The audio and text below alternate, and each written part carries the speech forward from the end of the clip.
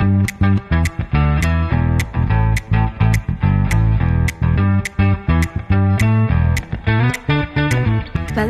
to the Gen Z podcast by Civis, where we, the next gen citizens, get real about the invisible rules that shape our lives and the power we hold to change them.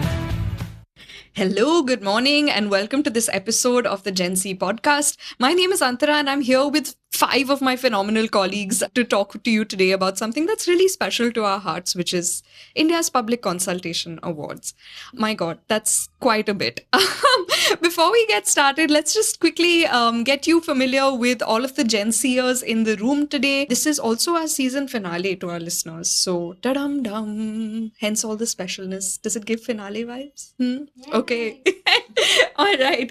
Atharv, why don't you kick us off?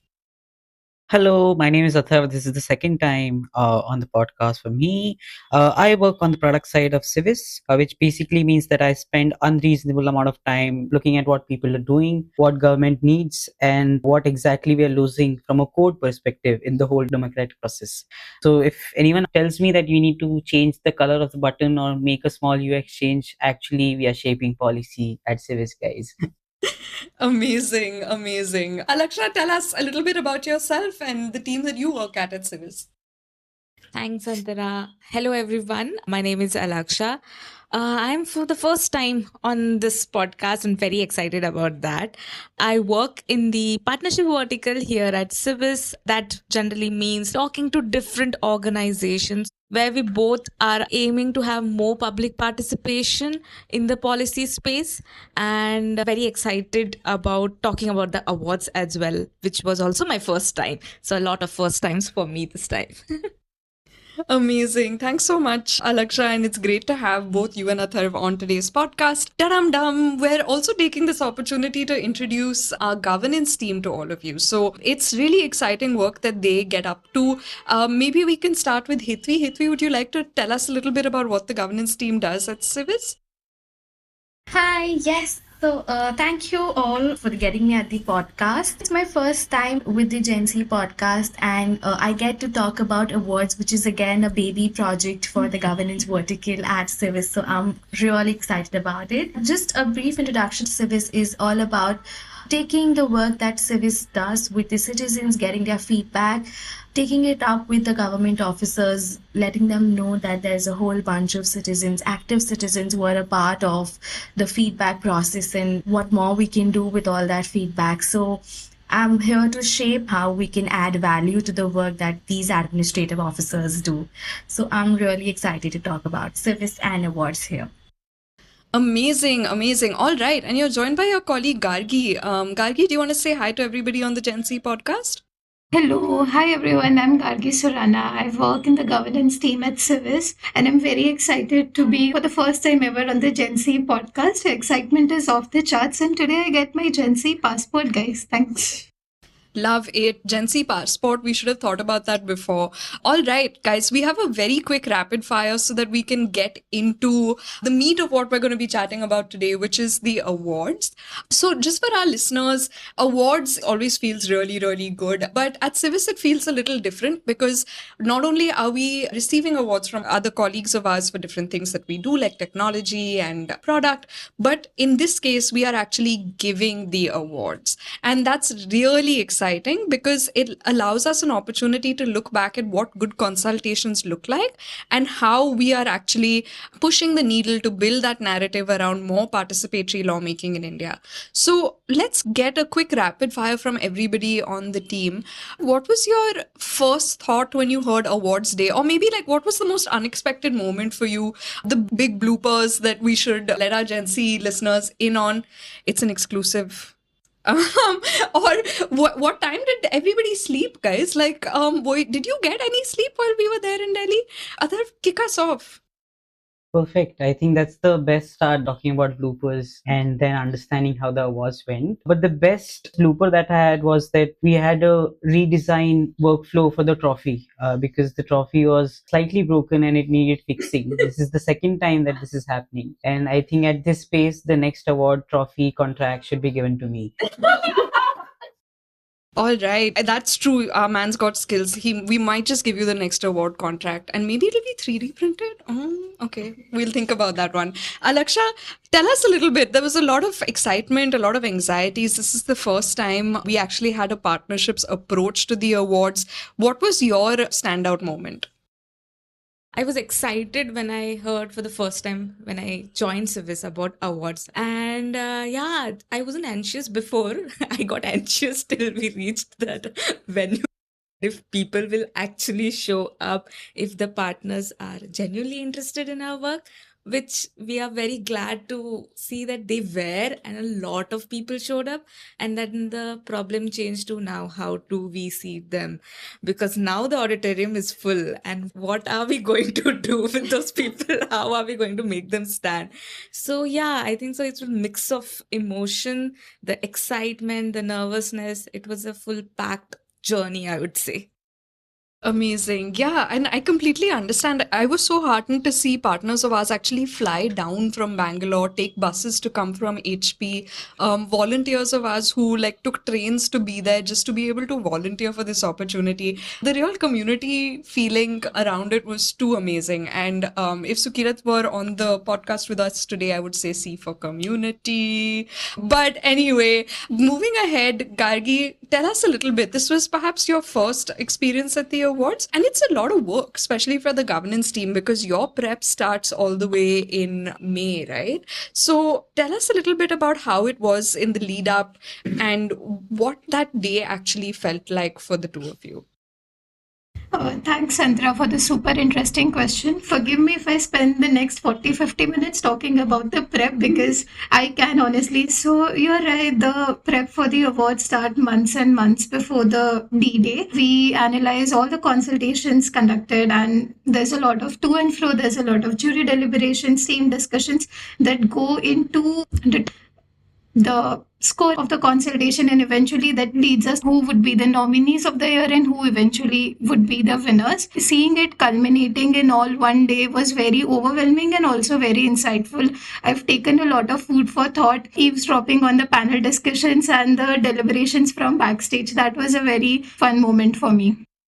Amazing. Actually, I'm so excited to kind of tuck into this a little bit more. But Hetvi, I have a very specific question for you. If I were to wake you up in the middle of the night and I were to say, Awards Day, what would be your reaction? I think for me, I try to connect it with that big dramatic Bollywood style of awards, with the Bollywood style of music and all. Even though our awards is quite formal since it's for the government officers, I would still like to relate awards to dramatic music and a dramatic event. Amazing. Yeah. Guys, Hetvi would probably wake up in panic and quickly start doing things. If I woke her up and said awards day, there's all kinds of drama, not just the Bollywood kind that gets involved in this day. So I'll take us back a step a little bit, and I actually want to double click on something that you said, Gargi. What are the awards that we're talking about? So Civis hosts an annual public consultation award. It's called CIPCA. The name took some naming, but anyway, now it has a name. Year on year, we actually analyze each and every consultation that the government puts out and assess it on a 10-parameter matrix. So, sometimes people will tell me, "Arey, awards dene mein kya hai? Tum chun lo kisi ko." Just pick 2-3 people and just give them the award. But at Civis, we are holding ourselves to that standard as well. So it's a pretty high bar to actually receive a CIPCA award. And maybe Gargi and Hetvi, if you could tell us a little bit about that. What are the parameters? What are we judging exactly? How does one judge a consultation? Thank you so much, Andra. That's a super interesting and a very important question. So let me start with the ideology and the rationale on why we have awards. In India, we do not have any such set framework or a benchmark when we talk about public consultations. We do have the pre-legislative consultation policy, which was published in 2014. But again, it's not a mandatory document that the government offices have to pick up. It's just a guiding document. And that's what makes Civis Public Consultation Awards unique. using the expertise that Civis has gained over the years and getting the framework vetted with a lot of domain experts, with a jury member, IS officers who have worked for decades in this field. We've come up with a set framework and a benchmark, and these parameters are not just picked up randomly, but they are vetted with the jury. They've gone through a rigorous process, and also internationally we have frameworks from the OECD institutions, from UN institutions.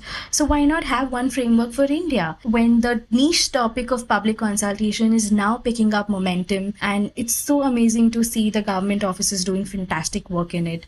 Gargi, jump in and let us know your thoughts as well. Yes, thank you so much for setting the stage. So, how does one judge a public consultation? That's a thought that I had for the longest time until I had the opportunity to work on the methodology myself. So, when we say we analyze public consultations, we look at it from a full end-to-end cycle, and everything from the quality of the draft to how accessible it was to how simple it was for a citizen to engage with the consultation, to respond to the consultation, and how responsive the institution conducting the consultation was. All of that goes under the analysis that we do here for the Civis Public Consultation Awards. Amazing. And Athar, you were also mentioning that this is something that's not just a domestic standard that we're setting, but perhaps an international one. Have we ever seen anything like this globally as well? Not that I know of. I've spoken to a couple of people who follow the practice of deliberative democracy, collective intelligence across the globe. And we talk about tools, they are not that impressed. We talk about certain methodologies which are again very well known. But the idea of recognizing government is something that stands out. What I would also like to mention is that we don't celebrate paperwork. We're trying to actually make sure that we make a systematic change and we surface practice and habitat within the system. Incredible. And you're completely right. This does seem to be interesting sort of approach. The weight that the awards carry is in large part thanks to our jury. So this year we had Dr. M.S. Sahu, who is a 3-time jury member on the awards. We had Dr. K.P. Krishnan, a retired IAS officer who is honestly just incredible for his incisive thinking.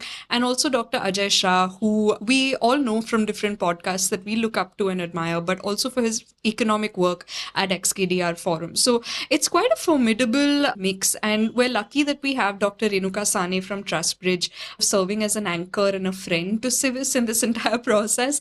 But that really adds to the weight that the awards carry, right? So tell us a little snapshot for the first Gen Z listener. How many consultations did we score? What was some stats that actually surprised you guys? So, Antra, over the past 3 years that Civis has now conducted consultation awards, we see that the number of consultations are increasing. So, this year for the awards 2025, we have 390 consultations, which is more than 20% growth from last year's awards. So, that's very interesting to see. And 20% when we talk about governance policies is not a small number. And judging from our past 3 awards data set, we see that the nominees who've been a part of awards 1 and awards 2 are nominees for awards 3 also. So it's not a one-time effort that the government officers are putting when it comes to public consultations, but year on year even their efforts show up that they want to do better in the space of public consultations. So that's one interesting stats for me when it comes to awards. That's so cool, honestly. I didn't realize that there was a 20% increase. That's huge. And Gargi or Atharv, if you'd like to come in on this also, how good is good? Some consultations really stick with me also as a very memorable effort that was undertaken, but others maybe are just hovering above the pass mark. So what is good and how do we define that? What's the average score maybe? Understood. I think that's the difficult question that we try to solve for, because good is actually much easier to declare than to define. But once we have seen enough consultations, we realize that the formal completeness and the meaningful participation may not be the same thing, right? So we have seen that consultations that are good, that are nominated, almost 20 to 25 consultations every year. The average score has increased by 16% from the first year to the second, and 14% from second to third, which is again showing us the award is slightly getting recognized within the government as well, and and there is a race, or there is an grit, or there is an incentive for people to do actual good consultations and visit us on that one day and be part of the consultation award. Absolutely. That's a really interesting perspective as well. And some Bollywood dialogues with good is good to declare but not to define. I'm going to remember that one. I think, Alaksha, I do want to pull you in here because what were your assumptions, right? So Gargi, Hetvi, and I to some extent, and also Atharv, have spent a lot of time looking at that data. And for us, it's kind of like watching a cake bake, like we always know that the outcome is going to be good and nice, and we have the opportunity of seeing it from the get-go. But for you, it was maybe the first time that you got exposed to this at the awards day. And how did that feel? What were some of the things that maybe changed your assumptions about how government functions? Thank you so much for asking that, actually. I have not seen the numbers, but I have seen you guys writing it on the board, click pictures of you guys, like there's so much of data you work with. And I feel thankful that I don't have to. But yeah, one thing I very particularly remember is my work was to escort the people who are coming in. So the labor secretary, when she was running late, she wanted to be here. Me and Sukirat were getting calls from two of her different assistants who were telling us, oh, she's coming in 2, she's coming in 5. And just that she wanted to show up at the awards. And when she came in, she sat and she goes, I could have met you before. I could have met Civis before and it could have been really great. I mean, that told me, oh, what a valuable work we have been doing. And the numbers speak for themselves. Whenever I am speaking to different organizations, I can say since 2014, how much has consultation increased? And that number is about 2000%. It was really surreal looking at people finding that value in the work we do. It feels really proud to be from Civis then.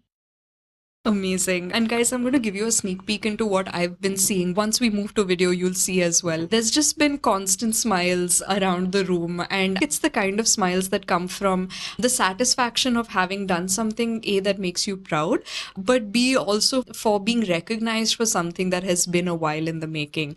And that really was the CIPCA 2026 experience for all of us. But at the same time, you know me and you know my rose-tinted glasses. I should not be the only one to weigh in on this. I'd love to hear from any of you really on what has improved and what hasn't. There is also a lot of external perception about consultation that gets broken or built at the awards, right?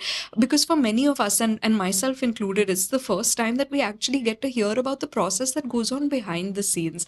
So what do you all feel in terms of how these consultations have shaped up, and what was that moment for you where you were just like, oh, aha? Thank you so much, Andra, for that question. From working with the governance, I can give you behind the scene what it was working with the data. What shifts from the previous award is we see from the scoring, and if we look at the average scoring between the last 3 years of data, we see that the quality of consultations has been increasing now. We have 10 parameters. So on the matrix where we see citizen engagement parameters and the quality of document, the scores have been increasing for a lot of government bodies. So the quality of overall consultations is up on a rise, and I'm sure over the next 5 years we do awards, we'll have a fantastic percentage when it comes to the quality of consultations. But a very important aspect that I would like to touch upon is the overall responsiveness of government officers when it comes to a consultation.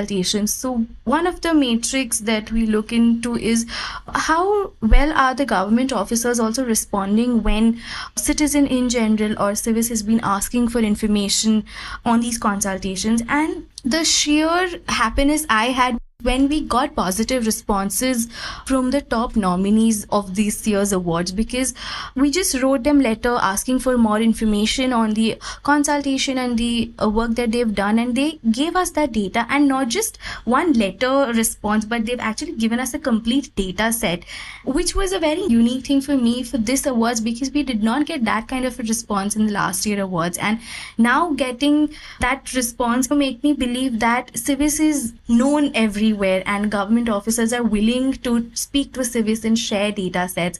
So I'm just going to vouch for, Civis doing such a good work. Love it. I agree. The vouching is such a important thing because it doesn't just show intent, it shows action. And in many ways, these awards end up being encouragements for us as well, to really push the needle and do better. So, Gargi, tell me a little bit in the next partner consultation that the governance team leads, what do you want to do new? What do you want to do better? Something that really stood with you from the awards, and maybe that would shape Civis's approach going forward. Thank you for this interesting question. One thing that really I took back from the awards day was when the PFRDA chairperson Shri Raman said that the gap between the regulator and the citizen should be as short as possible. So this is the one thing that I would like to see repeated time and again with every partner consultation that we do and with any other public consultation as well. Governments going above and beyond so that they reach out the affected citizens, they reach out the stakeholders, and as many number of people as possible is something that I would love to see. Lovely. Yeah, some tremendous speakers and just perspective also really shapes the awards, right? As our listeners can tell, I started this out with a lot of high energy and now I've gone into this thinking space. But it's really lovely to be able to hold both consistencies and inconsistencies as you think about an issue or area as well. I think, Alaksha, I do want to draw you in on one specific point, which is that we mentioned partners came from all over the place, right? People showed up in groups of 5 and 6 and 10, and it was just so lovely and heartening to have everybody there. But tell me one thing, what do you think must have shifted in their minds? And I ask this question because yes, there is a lot of rigor that goes into it, but there's also the effect on the mind of the average citizen. And our partners are maybe not average citizens, they're very engaged and involved citizens. But what could we take and distill out of all of this data, all of the speeches, all of the vibes that the awards created for somebody who's maybe just entering or just on the phrase of the domain of public policy? What did you hear and how did that feel? The perception is policy being such a broad space, such a complicated space, and how does one enter? Like, how do we put our voice into any policies? And when you hear public consultation, and I see that twinkle, and it's really like very encouraging. And very interestingly, a few of the partners went ahead and posted everything on LinkedIn. There were partners who we have been corresponding since a very long time over emails, over calls, where we could meet them in person. And they have high praises for our work in general. And they definitely see value because if they didn't, they wouldn't have showed up. They wouldn't have recommended us to other people because that is how we have reached to other organizations. That itself tells you they do value what consultations is, and they do feel this is how people can actually enter the policy space, and the policies will actually reflect the realities of the communities which they are representing. And yeah, the awards actually made it tangible. Like I could see it in front of my eyes in person. Oh, this is actually happening. It's just not on the meetings and all the calls, I'd say. So yeah. The awards making it real is very, very true. And I think this year, personally, I also really enjoyed being at the awards because of the amazing people that are sitting with me in this room and the way in which they handled everything.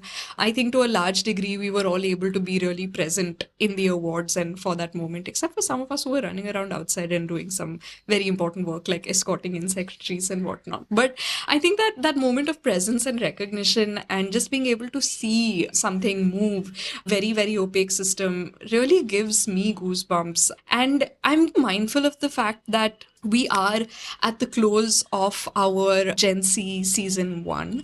And I want to leave everybody with that little tone of hope. But I also want to jog everybody's memories a little bit. So I'm going to ask a couple of questions because at the end of the day, C does stand for CIPCA also, guys. Just putting that out there. Let's maybe ask Gargi. Gargi, you've been involved with Civis since your early days as a PLIP, which is a policy leader, and you've been working with us in a voluntary capacity and then a full-time capacity. So how did that feel to go from informed and active citizen to somebody who's actually calling the shots on active citizenships? What? Tell us a little bit about that. And then I have one other rapid fire to close out today's session. Yes, so I was a part of the policy leader internship program about 2 years ago. And at that point of time, I used to work on summarizing the draft laws that were open for consultation, writing blogs, and I was filled with questions on this, the process look like after the summary is published. What does it lead to, and what does it mean for the citizens? What does it mean for the government? And getting answers to all of those since I joined Civis and during the awards was very surreal experience. Seeing how consultations pan out, seeing how they eventually lead to draft laws with citizens' feedback being incorporated is very, very encouraging, because this is very dynamic and at times very difficult space to work in the field of policy making. So that was a very exciting moment for me. Lovely. And it's been so nice to be privy to that journey as well. Hetvi, one question for you also is that as a responder, as a citizen, you've contributed to a lot of policies from both ends. So how did the awards make you feel just in terms of, yes, it's driving visibility. The awards are getting, like Athar said, the internal leaderboard in government, which is valuable. It takes a lot of effort and data. But as a citizen and somebody who's experienced both sides of it, how do you feel like you felt on the awards day? I would like to share something. So during the event day, I was a part of the team where I was hosting the awards, and I was continuously in the auditorium, looking at the audience, looking at the stage where we had speakers. When I reflect on that, it makes me feel that, there are a set of government officers who are really interested to understand what the citizen perspectives are. It is providing that space and a platform. Why not give it a shot to be a part of the process where I'm contributing to the policy that's shaping my everyday life? It might be a long way where the citizens' voices are the front line of policy making, but consultation is making that space, and we have active citizens who are also very highly contributing to consultations. We have active government officers who are seeking these feedback, and I'm sure there are steps taken from both ends, and we'll be at a middle ground where we can have some fantastic collaborative public partnership work coming up, and awards is one such platform. Okay, so that leads me to my next and final question for this season of the Gen Z podcast. Single tear rolls down. But I'd just love to hear from everybody. We have been encouraging people to be Gen Zs all season, right? We've been encouraging them to do small acts of kindness, big acts of citizenship, and anything and everything in between. So if you had to say something to someone who has never engaged in a consultation, okay, just one thing to show how much it means to you personally, what would that be? Hetvi? A sense where I can be a part of something bigger. It's just that sensibility and the responsibility of being an active citizen where there's something out there. Amazing. Gargi, what was that Gen Z moment for you? For me, it was a Gen Z moment of C for contemplation. The awards gave me a very real, tangible example of how when government listens, citizens speak, and when citizens speak, government listens. There is a two-way, very constructive dialogue going on, and the more we can participate in it, the better it is for the entire policy-making ecosystem as a whole. Lovely. So what I'm hearing from what you said, Gargi, is C for confluence. Perhaps confluence and conversation. Each end keeps the other end moving. Alaksha, tell us. I've never responded to a consultation before, and part of your job is actually to convince people to do that. So what would you say after the awards? I had just a small line. See, policies are going to affect you either ways. You respond to a consultation or you don't. You might as well actually provide your feedback and see if it actually changes something or not. I know the policy cycle is very slow, but when it comes out and you see that your feedback is actually incorporated, that's when you see the change. But you have to give it a chance, right, to make that happen. So definitely. Incredible. So we have C for change from Hetvi, C for confluence from Gargi, and C for chance from Alaksha. Athar challenges up to continue the C tradition. I'm actually stuck at the Bollywood comment that you made. We are in Bombay, and I think the podcast end deserves a Bollywood-esque end. There are two things that I want to talk about. One is for people who have never participated in any policy making, and one reflection about CIPCA. First thing on people who have never responded to public consultations is that you don't need to treat policies as government documents. Treat them as wedding invitations. We usually are looking forward to wedding invitations, and then we participate in the wedding. We try to contribute into the wedding. We are trying to make sure that India is trying to be the superpower that we want to be, and that wedding is something that we need to attend and then participate in that wedding. The second reflection for CIPCA is about team. I think we do it more for ourselves than we do it for government bodies and different departments. It's about spending time together, knowing each other better, having those dinner table conversations. And we know things hit the ceiling many times. But again, to end on a Bollywood note, बड़े बड़े देशों में ऐसे छोटी छोटी बातें होती रहती है अंतरा. Amazing. He's making it really hard for me to find a C word. I'm thinking ceiling? Of course. Lovely. All right, my friends. Thank you so much for joining Gen Z in all of these episodes through and through the journey. I think I'm going to share a little bit of my moment of reflection for somebody who's never responded to a consultation, though I've been doing that all of these episodes.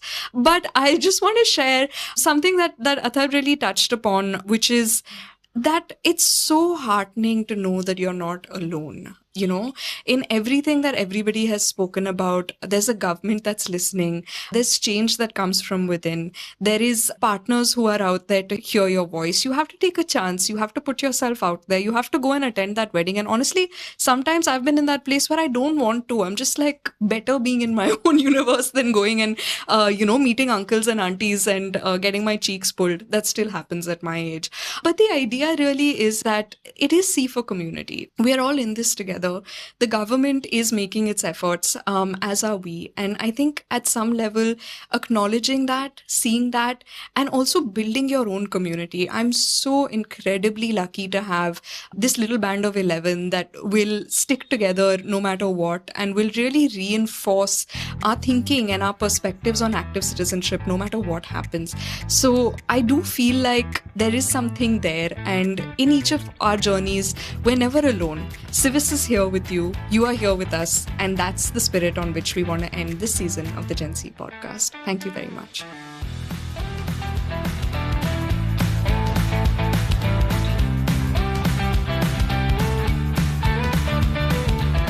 Thank you so much for tuning in to the very first season of the Gen Z podcast and for being our first band of next gen citizens on this journey of active citizenship. I am Sukirat, co-host of the podcast, along with my dear colleague and the founder of Civis, Antara Vasudev. This season was brought to life by a wonderful team. The show was produced by Ruhi Bhatia and I. Editing and post-production were handled by one and only Nakul Agarwal and the Loyalty Studios. Research was led by me, Sukirat, and our promos were designed by Akalya. And a big shout out to our fellow citizens who lent their time and insights through the season. Akalya, Atharv, Alaksha, Hetvi, Gargi, and the larger Civis team, Afreen, Shweta, and Kalpesh. We'll be back very soon with a brand new season, with new ideas, new provocations, and new voices.